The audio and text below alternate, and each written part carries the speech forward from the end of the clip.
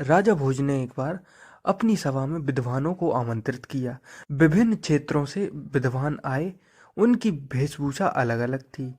उनमें से एक विद्वान पर राजा की नजर पड़ी। वह सुरुचिपूर्ण वस्त्रों से सुसज्जित था। राजा उसके पहनावे से प्रभावित हुआ और उसे अपने समीप आसन पर बैठाया। विद्वानों के भाषण आरंभ हुए। एक-एक कर विद्वान भाषण देते और अपने आसन पर आकर बैठ जाते। अंत में एक ऐसा विद्वान मंच पर आया जो पुराने वस्त्र पहने हुए था। उसका भाषण सुनकर लोग मुग्ध हो गए। राजा भी उसकी विद्वता से बहुत प्रभावित हुए। राजा ने उसका बहुत सम्मान किया, यहाँ तक कि राजा उसे द्वार तक छोड़ने गया।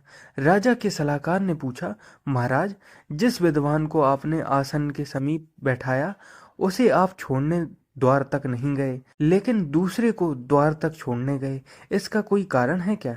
राजा ने उत्तर दिया, विद्वान होना किसी के मस्तक पर नहीं लिखा होता है, जिसे पढ़कर उसकी विद्वानता की पहचान हो सके।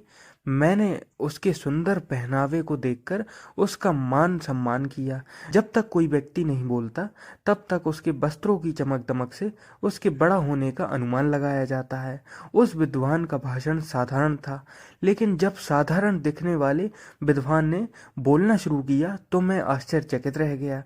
उसकी भाषण शैली गजब की थी।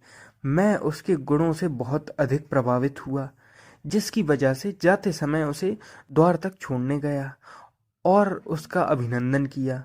मैंने आते समय उस व्यक्ति का अभिनंदन किया जो अच्छे वस्त्रों में था, और जाते समय उस विद्वान का अभिनंदन किया जो गुणों से परिपूर्ण था। सभा में सभी कहने लगे, आते वस्त्रों का और जाते गुणों का सम्मान होता है। आपने मुझे इतना समय दिया, इसके लिए धन्यवाद।